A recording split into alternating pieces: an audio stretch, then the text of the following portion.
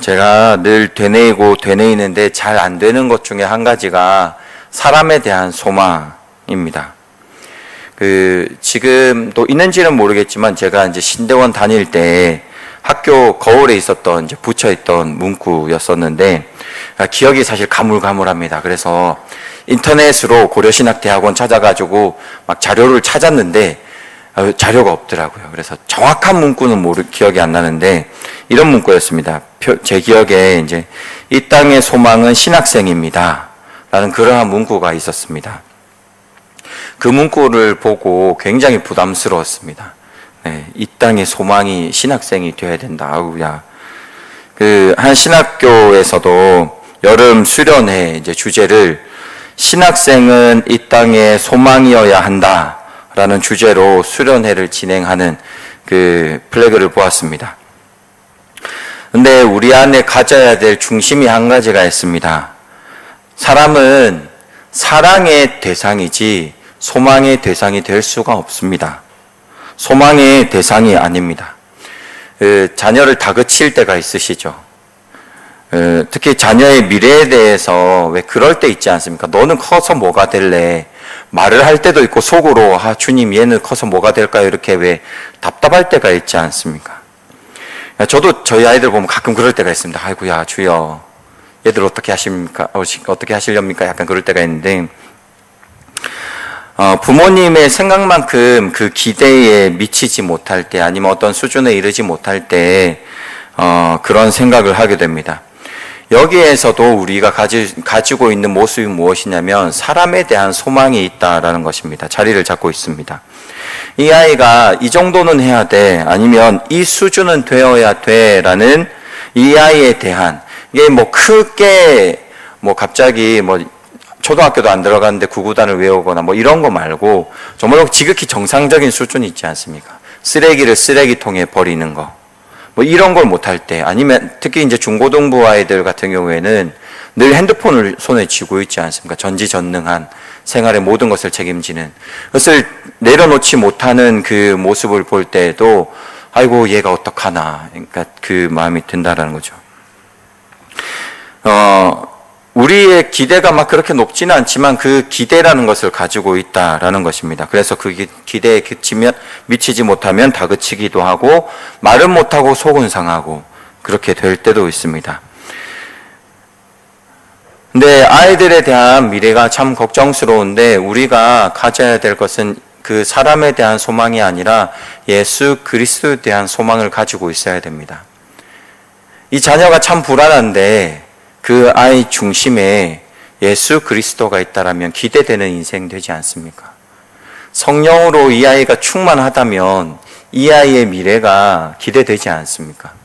가끔씩 예전에 전도사 초기 때, 그러니까 서울 경기도권에 있을 때는 수련회 하면 그렇게 부탁하신 분이 있습니다. 너무 은혜 깊게 하지 말라고 애가 선교사 가면 어떡하냐 이런 분이 있는데 성령 충만하다고 다 그런 건 아닙니다. 각자의 하나님께 주신 삶의 터전이 있습니다.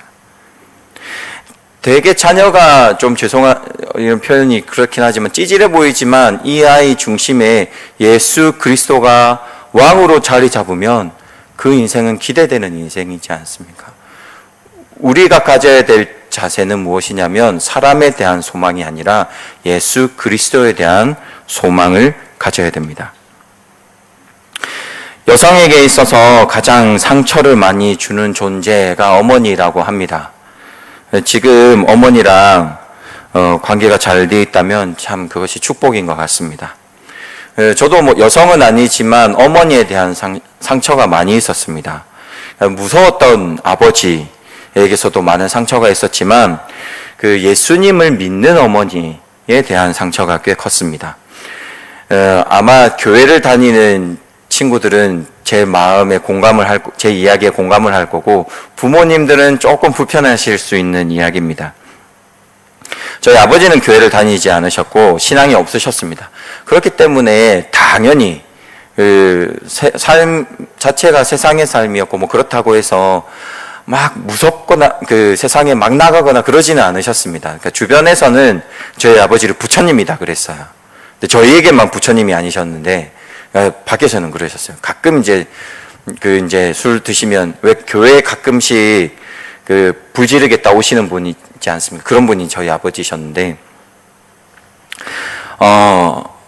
그러한 아버지보다는, 그러니까 어머니에 대한 그 믿음을 가지고 계신 어머니에 대한 상처가 굉장히 컸습니다. 왜냐하면 그러니까 아버지가 그렇게 좀 삶을 사시다 보니까 주변 사람들한테는 굉장히 잘하시는데, 이제 저희 가정에서는 그렇지 못하다 보니까 저희 이제 누나랑 저랑 저희 남매보다 어머니가 가지고 있는 상처가 더 크셨죠. 그러니까 쌓여진 상처가 있는데, 그래도 교회를 다니지 않습니까? 교회 굉장히 열심히셨고, 기도만 하면 눈물을 흘리셨고, 그래서 조금은 부드럽게, 그러니까 자녀의 입장에서 볼 때에, 조금은 부드럽게, 아니면 넘어갈 건 좀 넘어가고, 화가 나도 좀 참아주고 인내하고, 그런 그리스도인의 모습들이 있지 않습니까? 바라고 이제 원하는 그런 모습들. 그렇게 원하는 자녀로서의 모습이 있었는데, 그러니까 아버지랑 부딪힐 때는 세상과 똑같이 부딪히는 겁니다. 와장창 이제 저희 어머니도 강하시거든요. 강과 강이 만나면 하여튼 그렇습니다. 소리가 커집니다. 예. 이제 제가 또 어린이 심령에 눈치가 좀 없었는데, 지금은 아마 다르게 했을 텐데 좀 눈치가 없어가지고 엄마는 하나님을 믿는 사람이 아빠에게, 다른 사람한테, 교회 사람들한테는 그렇게 잘하면서 아빠한테 그렇게 하면 되냐, 그렇게 얘기를 했다가 이제 지옥에 갈 뻔했습니다. 그러니까 지옥 문을 두드리다가 한번 그 아버지에게 가는 화해의 역풍이 저한테 와가지고 큰일 날 뻔한, 이러면 안 되는구나. 우리는 믿음을 가진 사람에 대한 소망이 있는 거죠. 대학생들이 부모로부터 좀 자유로워지는 이제 고등학교에서 대학생으로 넘어가는 그 시기에 교회를 떠나는 일들이 많은데, 교회를 떠나는 큰 이유 1, 2가 뭔지 아십니까? 하나는 교육자 때문이고 하나는 부모님 때문이 1, 2번입니다. 기독교 방송에서 이제 교육자 때문에 교회를 떠나는 사람들하고 인터뷰한 그런 영상이 있습니다. 그거 보면서 회개를 많이 했습니다. 이 자리를 빌어서 죄송합니다. 하여튼 바르게 살고 열심히 살고 노력하겠습니다. 교육자 때문에 떠나지 마시고 하여튼 근데 참 마음이 그래도 약간은 위로가 되는 건 뭐냐면 1위는 아닙니다. 1위가 누구냐면 부모님 때문에 교회를 떠나는 것이 1위였습니다. 왜 그러냐면 자녀들이 가지는 믿는 부모님에 대한 소망함이 있습니다. 바라는 이상향이라는 것이 있습니다. 부모님들은 설교도 많이 들으시지 않습니까? 교회 설교뿐만 아니라 오가면서도 그 테이프로, 예전에는 테이프로, 요즘에는 뭐 영상으로, 그러니까 핸드폰으로 듣기도 하시고, 그리고 성경도 많이 읽고 경건한 모임에 참여를 많이 하십니다. 간증하는 모습들을, 그 소그룹 모임에서 하는 모습들을 보고 자녀들에게도 또한 주의 교훈으로 훈계를 하고 그런 믿음의 모습을 많이 보입니다. 그런데 부모님께서 차만 타면 라이더가 되십니다. 무조건 이기려고 하고 속에 하여튼 무슨 불이 많은지, 그렇습니다. 심판관이 되어서 죽이네 살리네. 인내의 삶이 보이지 않고, 신앙의 부모로서 또 부부 사이가 별거 아닌 일에 굉장히 싸우거든요. 그러니까 부부들은 아마 다 아시겠지만 이 쌓여진 게 있기 때문에 딱 하나만 건드려지면 별건 아니지만 피 터지게 싸우지 않습니까? 근데 자녀들의 눈에 보기에는 별거 아닌 걸로 믿음의 부모가 싸우는 걸 보면 속이 상한 거죠. 그리고 또 이 참 안타까운 거는 부부끼리는 그러고 가정에서는 이런데 교회 가면 너무나 거룩한 부모야. 아이고 김 집사님, 권사님 늘 기도하고 있습니다. 아이들이 그게 이해가 안 되는 겁니다. 믿음의 부모에 대한 이상향. 근데 자녀들도 깨달아야 되는 것은 무엇이냐면 믿음의 부모라고 하더라도 연약한 부모입니다. 사람은 다 허물이 있고 연약합니다. 사람은 소망의 존재가 아니라 사랑의 존재입니다. 그것을 깨달아야 합니다. 완벽한 사람은 없습니다. 모두가 허물이 있는데 그것이 사실은 그겁니다. 잘 보이느냐, 잘 숨겨졌느냐. 교회에서는 그 모습이 잘 숨겨지지만 가정에서는 삶에서 드러나는 허물들이 있는 것이죠. 근데 사실은 그게 본 모습입니다. 우리의 실제 모습입니다. 감추어졌을 뿐이다 라는 거죠. 그런데 사랑은 허다한 죄를 덮습니다. 사랑으로 그 허물을 덮어가는 것이 우리의 역할입니다. 그 책의 이런 타이틀을 보았습니다. 교회가 이 땅의 소망입니다. 라는 그 책의 문구를 보았는데, 교회도 지도자도 이 땅의 소망이 될 수는 없습니다. 마음은 이해합니다. 그 무딘 칼보다 날카로운 칼이면 좋죠, 이왕이면. 날선 검이 있으면 뭐든지 할 수 있을 것 같지만, 중요한 것은 날선 검이든 무딘 검이든 다 도구입니다. 누가 그 칼을 쥐고 있느냐, 거기에 우리의 승부를 걸어야 되는 것입니다. 그 칼을 쥐고 있는 분은 예수 그리스도입니다. 그래서 우리의 소망은 예수 그리스도밖에 될 수 없는 것입니다. 좋은 지도자가 필요 없다, 좋은 교회가 필요 없다, 이런 말씀을 드리는 것이 아닙니다. 좋은 부모가 필요 없다라는 것을 말씀드리는 것이 아니라 사람의 소망의 대상에 대한 말씀을 드리는 것입니다. 사람이 가지고 있는 소망의 대상, 소망할 대상은 예수 그리스도 외에는 없습니다. 우리는 좋은 사람이 다스리는 나라, 아니면 능력이 있는 사람이 다스리는 나라를 바라야 되는 것이 아니라 예수 그리스도가 통치하는 그 나라를 바라야 되는 것입니다. 소망하고 바라야 되는 것은 예수 그리스도의 나라입니다. 오늘 본문에 예수님의 통치자로서의 정체성에 대한 말씀이 나옵니다. 5절 말씀입니다. 우리 5절 말씀을 다 같이 한번 읽겠습니다. 시작. 여호와의 말씀이니라. 보라, 때가 이르리니 내가 다윗에게 한 의로운 가지를 일으킬 것이라. 그가 왕이 되어 지혜롭게 다스리며 세상에서 정의와 공의를 행할 것이며. 지혜롭게 다스리며 세상에서 정의와 공의를 행할 것이다. 통치권이라는 것은 누구로부터 왔을까요? 통치권은 하나님께로부터 왔습니다. 생육하고 번성하여 땅에 충만하라, 땅을 정복하라, 모든 생물을 다스리라 라는 통치권은 하나님께서 인간에게 주어진 것입니다. 그런데 그 통치권이 주어질 때 그 앞에 하나님께서 주신 것이 한 가지 있습니다. 창세기 1장 28절에 보면 그들에게 복을 주시며 이르시되 라고 말하고 있습니다. 바라크, 복을 주셨습니다. 하나님께서 통치하실 때에 하나님 아버지의 마음은 무엇이었냐면 하나님의 복이 흘러가기를 원하셨습니다.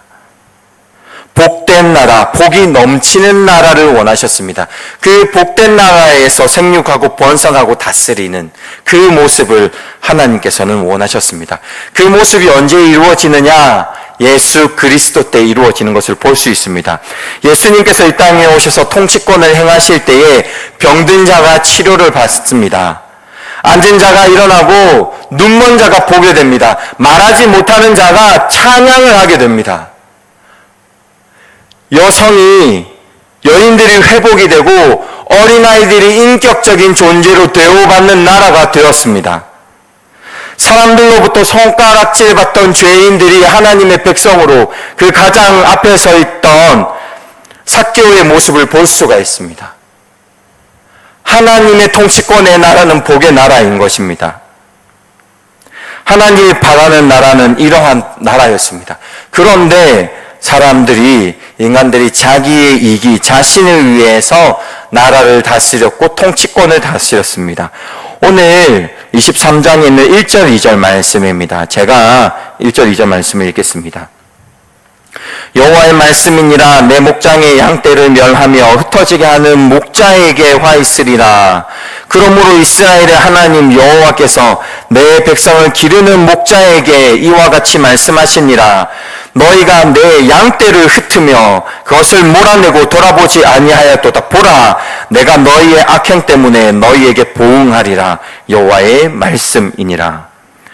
통치자들은 하나님의 뜻을 위해 나라를 경영한 것이 아니라 자신을 위해, 그래서 자신의 양떼를 돌보지 아니하고 오히려 그 양떼를 잡아먹는, 그때의 공의라는 이름을 가진 예수 그리스도의 등장으로 하나님 나라의 뜻을 완성하십니다. 6절 말씀입니다. 그의 날에 유다는 구원을 받겠고 이스라엘은 평안히 살 것이며 그의 이름은 여호와 우리의 공이라 일컬음을 받으리라. 공이라는 개념은 통치와 관련이 있습니다. 하나님의 나라는 법과 질서가 있습니다. 죄에 대한 법은 대가를 치르는 것이 질서입니다. 공적인 의, 공의로운 의는 하나님께서 가지신 하나님께서는 인생과 같이 사람과 같이 자신의 마음대로 죄의 문제를 다루지 않으셨습니다. 이 죄에 대한 치르는 대가에 대해서도 하나님께서는 그 법, 그 질서대로 이루셨습니다. 그 사건이 바로 십자가의 사건입니다. 유일하신 독생자 예수 그리스도를 보내서 그 법을 완성시키셨습니다. 그리고 그 공의로운 통치가 이어지는 것입니다. 왕들은, 통치자들은, 지도자들은, 심지어 종교 지도자들은 자신이 원하는 나라, 다른 사람은 좀 못 살아도 내가 잘 사는 나라, 다른 사람은 조금 억울해도 내가 편안한 나라, 그런 나라를 만들고 그러한 법을 만들고 살아갔습니다. 억울함과 고통이 있지만 그것을 억누르며 살아가는 것이 우리의 세상이었습니다. 그런데 하나님의 법과 질서가 행해지는 그 공의의 나라, 눈물이 없는 나라, 억울함이 없는 나라, 내가 너의 왕이 되어줄게, 너의 왕으로 통치해 줄게, 그 공의의 나라가 기대되지 않으십니까? 나라뿐만 아닙니다. 가정도 마찬가지입니다. 부부가 사랑하고 배려하고 아끼고 존중하는 부부, 자녀가 노여워하지 아니고 자녀가 부모를 존경하고 존중하는 불평과 불만이 없는 가정, 그러한 가정이 불가능하다고 생각하십니까? 책에만 나오는, 성경에만 나오는 그러한 가정이라고 생각이 되십니까? 예수 그리스도가 통치하는 가정은 가능합니다. 거룩함에 대해서, 거룩함의 어떤 한 부분을 보면 정함과 부정함이라는 그 개념이 있습니다. 정함과 부정함이 서로 맞닿으면 정함은 부정함 때문에 같이 부정해집니다. 그래서 신약에 보면 예수님께서 선한 이웃에 대한 이야기를 하실 때에 보면 제사장과 그리고 레위인이 거의 죽은 시체와 같은 사람을 지나가는 이야기를 하십니다. 근데 왜 그러냐면 제사장들과 레위인들은 이제 예배를 드리고 성전에 들어가야 되는데 마치 시체와 같은, 그러니까 시체인 듯한 부정한 것을 만지게 되면 자신도 부정해집니다.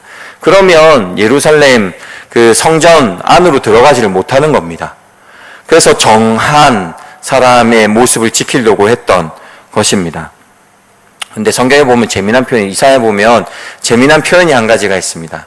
뭐냐면 이사야가 하나님의 임재 가운데 있는 그 모습을 그리는 게 있습니다. 그때에 스랍이라는 이제 천사가 와서, 그러니까 그러니까 숯불을 가지고 와가지고 그 이사야의 입을 대는 모습, 그 장면이 있습니다. 근데 그 하나님의 임재 가운데 있을 때에 이사야가 굉장히 두려워하고 있거든요. 왜냐하면 하나님의 그 거룩함 때문에 부정한 자신이 녹을까봐, 그 자신의 부정함 때문에 거룩함 앞에 마치 그 강렬한 태양 앞에 녹듯이 자신이 그러한 심정으로 부정함이 때문에 죽을까봐 되게 두려워하는 모습이 있습니다. 그때의 숯불에 입술이 되는데 정한 것이 부정한 것에 되면 정한 것이 부정해집니다. 그러면 숯불이 부정해져야 됩니다. 그런데 독특하게도 그 숯불이 입술에 되었을 때 이렇게 선포가 됩니다. 내 악이 제하여졌고, 그러니까 이사야의 악이 제하여졌고 내 죄가 사하여졌다 라는 이야기를 합니다. 정함과 부정함이 만났는데 부정함이 정함으로 정함으로 변하게 되는 겁니다. 근데 그 모습이 예수 그리스도에게 나타납니다. 12해 혈루증 앓는 여인이 예수님의 옷에 손을 댑니다. 부정한 것에 몸이 대이면 정한 것은 부정해집니다. 부정한 여인이, 12해 혈루증 앓는 여인이 예수님을 만나면 예수님이 부정해져야 됩니다. 예수님이 화를 내야 됩니다. 너 때문에 내가 부정해져서 내가 성전에서 예배 기도 못하게 되었다, 제사 드리지 못하게 되었다 라고 이야기해야 되는데 성경이 반대됩니다. 그 여인이 어떻게 기록되어 있냐면 혈루증이 즉시 그쳤더라. 부정함이 정함이 됩니다. 예수님께서 부정한 사람들을 만져서 고치십니다. 그러면 예수님이 부정해져야 되는데 그것이 아니라 부정한 사람이 온전케 되는 성경의 기록이 있습니다. 예수님의 통치는 그와 같습니다. 우리가 부정하고 안 된다라고 왜곡되어 있던 가정이, 나라가 예수 그리스도의 그 공의로운 통치로 정해지는 것입니다. 고침을 받습니다. 나음을 받습니다. 그래서 우리는 늘 기도해야 되는 것은 무엇이냐면 예수님께 우리를 통치해 달라고 기도해야 되는 것입니다. 하나님, 우리의 주인이 되어 주십시오. 하나님, 우리를 다스려 주십시오. 우리를 통치하여 주시옵소서. 그러면 우리가 정하게 되는 것입니다. 예수님은 우리의 소망 되십니다. 그리스도에게 소망한 마음을 가지십시오. 예수님께서 통치하는 나라, 예수님의 주권으로 임하는 나라, 그 나라는 찬란하고 아름답고 눈물이 없으며 웃음과 기쁨이 충만할 것입니다. 요한계시록의 24장로들이 어린 양의 그 보좌에 앉은 통치하는 그 모습을 보면서 보좌에 앉은 이에 대한 놀라운 영광과 영광을 드러내며 찬양과 찬양을 드러내는 모습을 그려내고 있습니다. 예수님이 통치하는 나라가 그렇다는 것입니다. 우리의 가정도 마찬가지입니다. 우리 이 시간에 기도할 건데 자녀에 대한 걱정이 많으시죠. 이 아이가 어떻게 될까? 이 아이가 어떤 삶을 살게 될까? 걱정하지 마시고 이 아이에게 위해서 기도할 때 주님, 이 아이의 주인이 되어 주시옵소서. 이 아이의 심령에 찾아오셔서 왕권을 행하여 주시옵소서라고 기도하십시오. 이 아이가 하나님 앞에 사로잡힌다면 세상이 감당할 수 없는 자녀가 될 것입니다. 우리 부부 사이에 문제가 있습니까? 이 남편이, 이 아내가 너무나 답답한, 어떻게 할 수 없는 삶이 있습니까? 그러면 주께 간구하십시오. 하나님, 나의 아내, 나의 남편을 주께서 다스려 주시옵소서. 오셔서 왕이 되어 주시옵소서. 왕권으로 흔들어 주시옵소서. 그러면 하나님께서 왕이 될 때에 그 사람의 삶은 그 누구도 감당하지 못한 하나님의 삶을, 하나님의 백성의 삶을 살아갈 것입니다. 제가 가진 약간 화나는 말이 있습니다. 뭐냐면 교회 내에서 하는 말인데 청년들한테 군대 갔다 와야지 사람 되지 라는 그 말을 하는 게 저는 되게 교육자로서 기분 나쁩니다. 왜냐하면 그렇지 않습니다. 사람이 될 수 있습니다. 삶의 태도가 바뀔 수 있습니다. 그러나 그 인생을 바꾸는 것은 하나님의 말씀입니다. 예수 그리스도가 주인이 되셔야 그 삶이 변합니다. 제가 앞서서 말씀드렸지만 저희 아버지가 굉장히 강하신 분이셨습니다. 근데 지금 삶의 목표가 무엇인지 아십니까? 아버지 때문에 교회를 못 간 적도 있고 갔다 오면 어머니랑 싸우고 정말 피 터지게 싸웠습니다. 근데 저희 아버지의 지금 첫 번째 소원이 무엇인지 아십니까? 제 개척교회 하시는 거. 말씀이 들어가면 그 삶의 주인이 예수 그리스도가 되면 사람은 변합니다. 그 인생에 예수 그리스도가 주인이 되면 그 삶은 다른 삶을 살아가는 것입니다. 우리 이 시간에 기도하시겠습니다.